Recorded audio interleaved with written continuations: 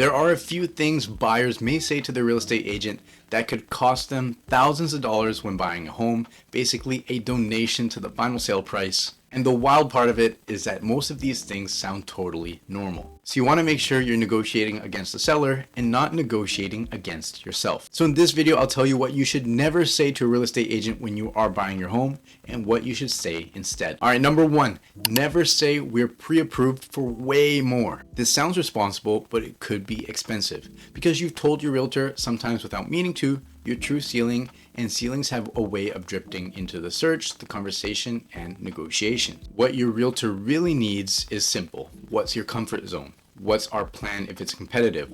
What protections matter? So what you should say instead is we're approved up to X amount. We want to stay around Y amount. If a home is perfect, we can discuss our strategy, but we're not shopping at our maximum.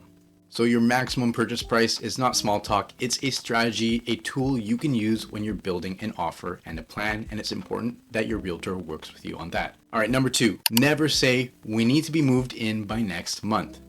You want to be careful when using urgency or purchasing urgently because urgency is leverage. If the other side senses you must buy, they can push tighter timelines, fewer protections and contingencies, and stronger counter offers. Even if your realtor is great, sometimes urgency can leak through scheduling, tone, or the way negotiations get framed. I'd always recommend not being so rushed when you are purchasing.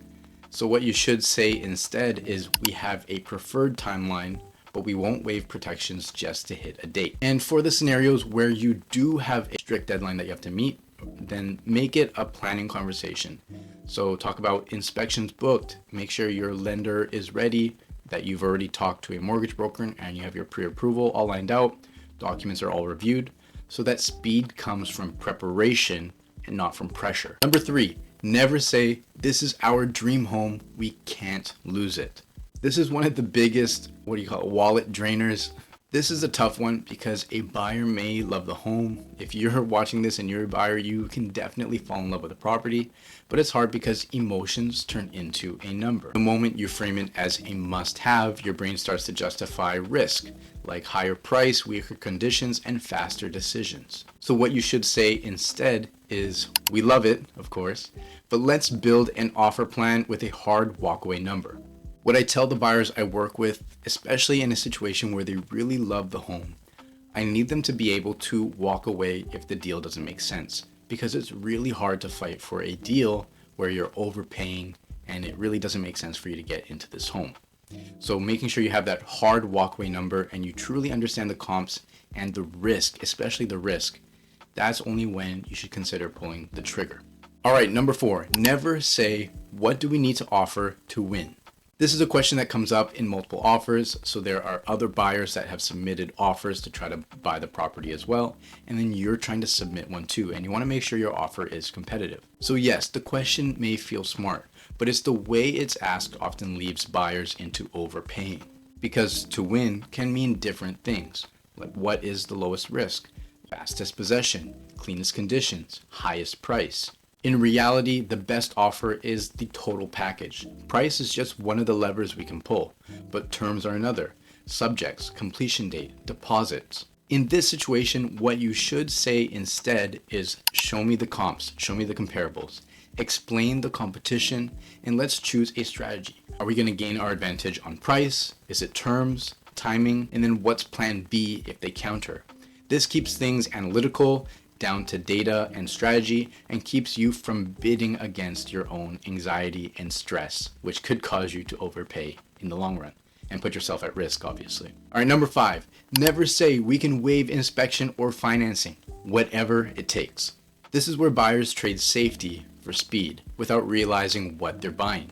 In BC, your subjects, financing, inspection, strata documents, these are your safety valves, and removing them can turn a stressful deal into a financial trap. So what you should say instead is, if we need to be competitive, let's shorten subject timelines, so shorten the amount of time you need to do your due diligence, and only if we can complete due to... What you should say instead is, if we need to be competitive, let's shorten subject timelines only if we can complete due diligence faster. So making sure we have our lender ready, inspector booked, and strata documents reviewed. So oftentimes when I'm dealing with buyers in this kind of situation where we are in competition and to have a stronger offer, we do need to waive some subjects. We just do a lot of the due diligence up front. So we spend time reviewing strata documents before we even have an accepted offer. That way we don't need to have that condition in our contract because we already reviewed everything. Same thing goes for title, the PDS, property disclosure statement. One thing you can do is have a pre-inspection. This is a sunk cost for any buyer because they're paying to get an inspector in the home before you actually know if you're going to end up buying the home. So you might be out $500 on an inspector, but it means that you can write your contract without a subject to inspection. When it comes to financing, you can get all your financing checks in place before writing the contract. And maybe instead of having a contract subject to financing, you can just have it subject to an appraisal, which for some sellers could provide more certainty than a full-blown subject to financing. So there are ways that you can have a stronger offer, remove these subjects that have to do with due diligence, but just doing your due diligence up front so that you are not at risk.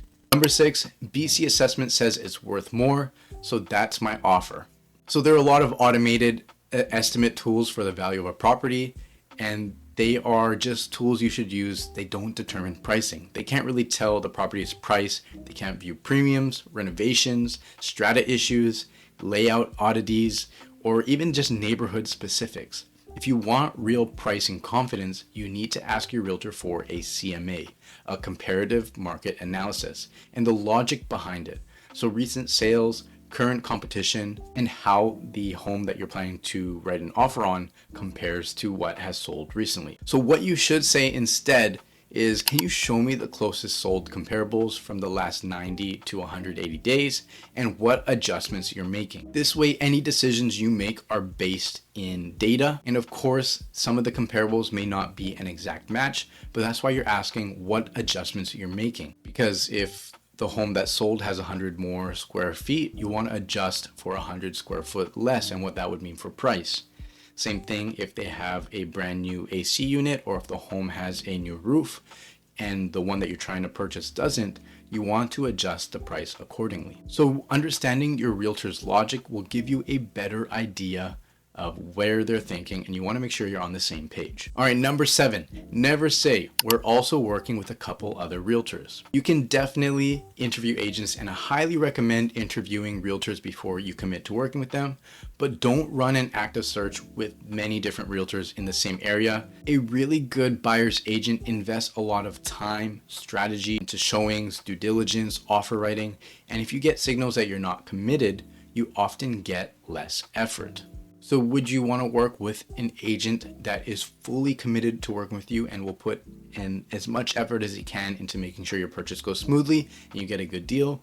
Or would you rather have 5 realtors who don't really care, are sending you properties, and you're doing all the work yourself?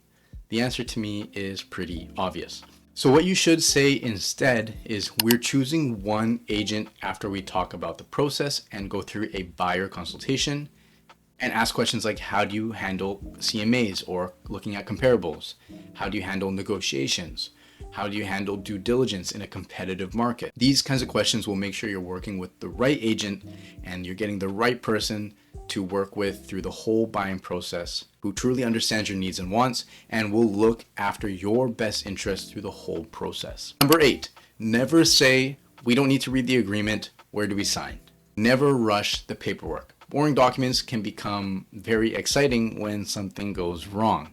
And in BC, a buyer's agency or a service agreement is a legally binding contract with a brokerage, and it typically sets out expectations like the term of the agreement, the area, and the relationship. So instead, what you should ask is, can you summarize the term, exclusivity, cancellation, and how you're paid in plain English without the realtor jargon? So you don't need to be a lawyer, you just need to know what you are agreeing to. So in summary, your realtor's job is to be the strategist. Your job is to stop leaking leverage by controlling what you reveal and when. And you might be worried about asking these questions or what you should say instead, but any good realtor is not going to be offended by these kinds of questions. They'll actually respect you more for it.